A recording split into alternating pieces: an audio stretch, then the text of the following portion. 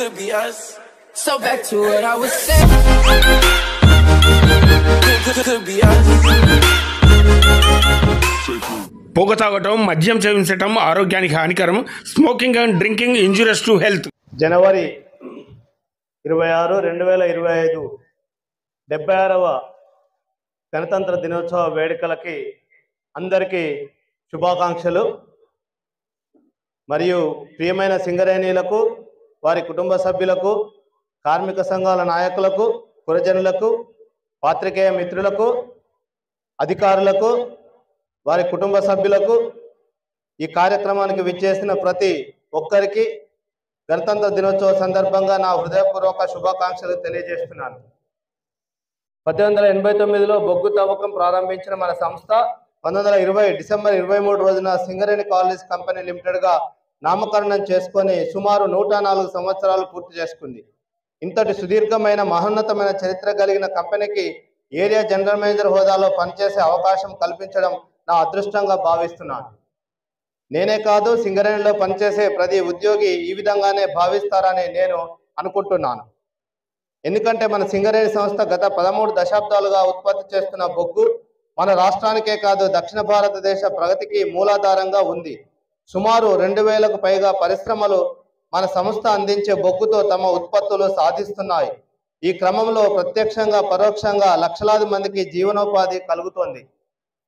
ఉత్పత్తి విషయాలు: గత సంవత్సరం ఏప్రిల్ 2023 నుండి మార్చి 2024 వరకు కంపెనీ మొత్తానికి నిర్దేశించిన ఉత్పత్తి లక్ష్యం 70 మిలియన్ టన్నులు కాగా 70.02 మిలియన్ టన్నులు సాధించాము. ఇది సుమారు 100% సమానం. అదే సంవత్సరము ఈ సంవత్సరము 2024-25 ఏప్రిల్ 2024 నుండి తేదీ 25 జనవరి 2025 వరకు కంపెనీ మొత్తానికి నిర్దేశించిన ఉత్పత్తి లక్ష్యం సుమారు 56.26 మిలియన్ టన్నులు కాగా 52.36 మిలియన్ టన్నులు ఉత్పత్తి చేసి 93%తో ఉన్నాము. గత ఆర్థిక సంవత్సరము 2023-24 ఏప్రిల్ నుండి మార్చి వరకు మందమరి ఏరియా ఉత్పత్తి లక్ష్యం 46.14 లక్షల టన్నులు కాగా 41.93 లక్షల టన్నుల ఉత్పత్తిని సాధించి 91% ఇది సమానము. ఈ ఆర్థిక సంవత్సరము ఏప్రిల్ నుండి 25 జనవరి 2025 వరకు మందమరి ఏరియాకు నిర్దేశించిన ఉత్పత్తి లక్ష్యము 29.29 లక్షల టన్నులు కాగా 21.94 లక్షల టన్నుల ఉత్పత్తి సాధించాము. ఇది సుమారు 75%కి సమానము. ఏరియాలో ఏప్రిల్ నుండి జనవరి 22, 2025 వరకు ఆర్కేపీ ఓసిపి 122% సాధించింది. అదేవిధంగా KK5 గని 101% ఉత్పత్తిని సాధించి ముందంజలో ఉన్నాయి. మందమరి ఏరియాలోని అన్ని గనులు కూడా అందరి సమిష్టి కృషితో ఈ ఆర్థిక సంవత్సరానికి నిర్దేశించిన ఉత్పత్తి లక్ష్యాలను సాధించాలని నేను కోరుచున్నాను. ఈ సందర్భంగా తెలియజేయనిదేమనగా మన బొగ్గు ధర కన్నా తక్కువ ధరకే బొగ్గు గ్లోబల్ మార్కెట్లో లభ్యమవుతోంది. సోలార్ పద్ధతిలో సౌరశక్తిని ఉపయోగించుకొని తక్కువ ధరకే విద్యుత్తును ఉత్పత్తి చేస్తున్నారు. తద్వారా మార్కెట్లో మన బొగ్గుకు డిమాండ్ తగ్గే సూచనలు కనిపిస్తున్నాయి. మనం ఉత్పత్తి చేసే బొగ్గుపై ఖర్చు ఒక టన్నుకు సుమారు 5,155 రూపాయలు అయితే మనము అమ్మే ఖరీదు సుమారు ఒక టన్నుకు రూపాయలు 4,885గా ఉన్నది. దీనిని బట్టి చూస్తే ఒక టన్నుకు సుమారు 270 రూపాయలు మనము నష్టపోతున్నాము. దీనిని దృష్టిలో ఉంచుకొని నాణ్యమైన బొగ్గును ఉత్పత్తి చేస్తూ ఉత్పత్తి వ్యయాన్ని తగ్గించుకుంటూ మనము గ్లోబల్ మార్కెట్లో నిలదొక్కుకోవడానికి మరింతగా కృషి చేయాల్సిన అవసరం ఎంతైనా ఉంది. ఇంకొక విషయం, మన ఏరియాకు గత ఆర్థిక సంవత్సరం 2023-24 సంవత్సరం గాను సుమారు 129 కోట్ల నష్టం వచ్చింది. మరియు ఏప్రిల్ 2024 నుండి డిసెంబర్ 2024 వరకు సుమారు 53 కోట్ల నష్టము వచ్చింది. ప్రమాదాల వివరణ: 1/1/2024 నుండి 31/12/2024 వరకు సింగరేణి వ్యాప్తంగా 79 రిపోర్టేబుల్, 88 సీరియస్ మరియు 7 ఫ్యాటల్ ప్రమాదాలు జరిగినవి. 1/1/2024 నుండి 31/12/2024 వరకు మందమరి ఏరియాలో 11 రిపోర్టేబుల్, 8 సీరియస్, 1 ఫ్యాటల్ ప్రమాదం జరిగింది. గత సంవత్సరం హాలేజ్ ప్రమాదాలు మరియు బరువైన వస్తువులు మీద పడడం వల్ల మందమరి ఏరియాలో ఎక్కువ ప్రమాదాలు జరిగినవి. వీటి నివారణకు సేఫ్ ఆపరేటింగ్ ప్రొసీజర్స్ ప్రకారం పనిచేయవలసినదిగా ఉద్యోగులను కోరడమైనది. అదేవిధంగా అధికారులు బ్యాక్ షిఫ్ట్లలో సర్ప్రైజ్ ఇన్స్పెక్షన్ చేసి రక్షణకు విరుద్ధంగా చేసే చర్యలను గమనించి ఉద్యోగులకు అవగాహన కల్పించడం అని నేను కోరుచున్నాను. రోడ్ సేఫ్టీ కొరకు హెల్మెట్ కంపల్సరీ ఉద్యోగులందరూ వాడాలి. అదేవిధంగా ఈ విషయాన్ని దృష్టిలో ఉంచుకొని ఉద్యోగులు పనిస్థలంలో జాగ్రత్తగా నడుస్తూ తమకు కేటాయించిన పనిని తగిన రక్షణ సూత్రములను పాటించుతూ నిర్వర్తించవలను. ఈ సందర్భంగా ఉద్యోగులందరూ తప్పనిసరిగా విధి నిర్వహణలో రక్షణ సూత్రాలను పాటించి ప్రమాదాల బారి నుండి తమను తాము రక్షించుకుంటూ ప్రమాదరహిత ఉత్పత్తిని సాధించాలని నేను ఆశిస్తున్నాను. రక్షణ అనేది ప్రతి ఒక్కరి బాధ్యత. ప్రతి ఉద్యోగి రక్షణ సూత్రాలను తప్పకుండా పాటించాలి. కార్మికుల యొక్క సంక్షేమం. సింగరేణి సేవా సమితి ద్వారా 2023-24 సంవత్సరానికి గాను 214 మందికి వృత్తి శిక్షణ కోర్సులలో శిక్షణ ఇవ్వడం జరిగింది. అదేవిధంగా కొత్త బ్యాచ్లు కూడా ప్రారంభించబోతున్నాం. సంక్షేమ కార్యక్రమంలో భాగంగా సింగరేణి సేవా సమితి ద్వారా 2024-25 సంవత్సరానికి టైలరింగ్లో 2 బ్యాచ్లు, కంప్యూటర్ కోర్సులో 1 బ్యాచ్, బ్యూటీషియన్ కోర్సులో 1 batch, మొగ్గం వర్క్స్లో 1 batch ప్రారంభించబడును.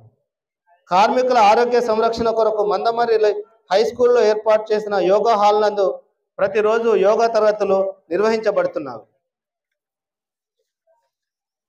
International exhibition Nampally హైదరాబాద్లో జనవరి 2025 నుండి 45 రోజులు నిర్వహించే ఎగ్జిబిషన్లో మందమర్రి ఏరియా సింగరేణి సేవా సమితి సభ్యులు కుట్టిన వస్త్రాలను సేల్స్ చేసుకోవడానికి అవకాశం ఇవ్వడం జరిగింది. రామకృష్ణపూర్లో నిర్మించిన యోగా హాల్లో ప్రతిరోజు యోగా తరగతులు నిర్వహించబడుతున్నవి. మందమర్రి ఏరియాలో ఇప్పటి వరకు 2062 మంది ఉద్యోగులు మెడికల్ ఇన్వాలిడేషన్ అయినారు. కంపాషనేట్ ఎంప్లాయ్మెంట్ ద్వారా 1806 మందికి నూతన ఉద్యోగాలు ఇవ్వడం జరిగింది. లంసమ్ అమౌంట్ 108 మందికి, ఎంఎంసి 16 మందికి ఇవ్వడం జరిగింది. ఈ సంవత్సరం 578 మంది ఉద్యోగులకు ప్రమోషన్స్ ఇవ్వడం జరిగింది. మందమర్రి ఏరియాలో 5577 మంది రిటైర్ అయిన కార్మికులకు సిపిఆర్ఎంఎస్ మెడికల్ కార్డు ద్వారా 8 లక్షల రూపాయల వరకు కార్పొరేట్ వైద్య బీమా సదుపాయం మన కంపెనీ అందిస్తుంది. ఉద్యోగులు సొంత గృహ నిర్మాణానికి తీసుకున్న 10 లక్షల రుణం మీద చెల్లించే వడ్డీని కంపెనీయే చెల్లిస్తుంది. ఇప్పటి వరకు 740 మంది ఇంటి రుణంపై వడ్డీ కంపెనీ చెల్లించడం జరిగింది. సివిల్ ఇంజనీరింగ్ డిపార్ట్మెంట్ ద్వారా సంక్షేమ కార్యక్రమాలు. 2024-25 ఆర్థిక సంవత్సరంలో ఇప్పటి వరకు కార్మికులు నివసించే సింగరేణి గృహములు బాగు చేయుట కొరకు సుమారు 9 కోట్ల రూపాయలు ఖర్చు చేయడం జరిగింది. కార్మికులు నివసించే సింగరేణి గృహములలో నీటి సరఫరా, వాటర్ సప్లై గురించి 4 కోట్ల రూపాయలు ఖర్చు చేయడం జరిగింది. కార్మికులు నివసించే కాలనీల్లో రోడ్ రిపేర్స్ గురించి 4 కోట్ల రూపాయలు. ఇతర సంక్షేమ కార్యక్రమంలో భాగంగా యోగా హాలు, సింగరేణి స్కూల్ మరియు గ్రౌండ్, సిఆర్ ఎల్ఎంద క్లబ్లు, స్విమ్మింగ్ పూల్, హాస్పిటల్ మొదలగు వాటి గురించి 4 కోట్ల రూపాయలు ఖర్చు చేయడం జరిగింది. సిఎస్ఆర్ పథకంలో భాగంగా మందమర్రి ఏరియాలో సుమారు 4 కోట్ల రూపాయలు ఖర్చు పెట్టడం జరిగింది. దేశ స్వచ్ఛత కోసం మన ప్రియతమ ప్రధానమంత్రి శ్రీ నరేంద్ర మోడీ గారి ఆదేశాల మేరకు మందమర్రి ఏరియాలో 2/10/2024 నుండి 31/10/2024 వరకు అన్ని గనులలో, డిపార్ట్మెంట్లలో మరియు మందమర్రి ఆర్కేపీలో స్వచ్ఛతా పక్వాడ కార్యక్రమం నిర్వహించడం జరిగింది. అంతేకాకుండా ప్రతి ఒక్కరూ పరిసరాలను శుభ్రంగా ఉంచుకునేలా బాధ్యత తీసుకోవాలని ఉద్యోగులు, వారి కుటుంబ సభ్యులందరూ పాల్గొని ఈ కార్యక్రమాన్ని విజయవంతం చేసినందుకు వారందరినీ అభినందిస్తున్నాను. పర్యావరణ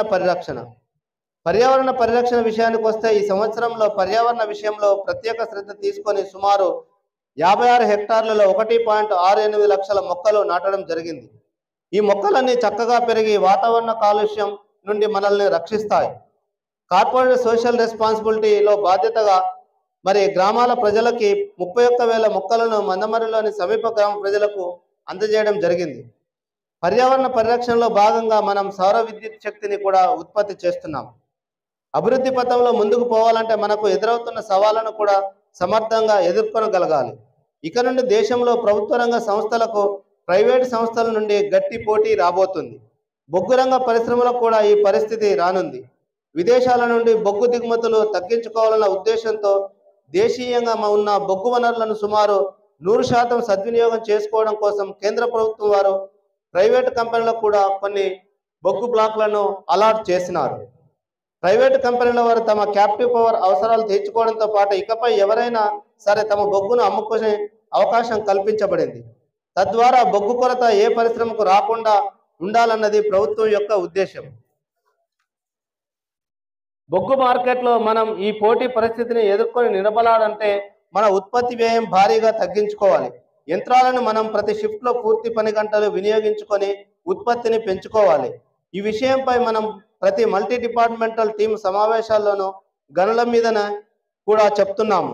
పని గంటలు కొంత మెరుగైనప్పటికీ ప్రతి షిఫ్ట్లో కార్మికులు పని గంటలు, యంత్రాల పని గంటలు ఇంకా పెరగాల్సి ఉంది.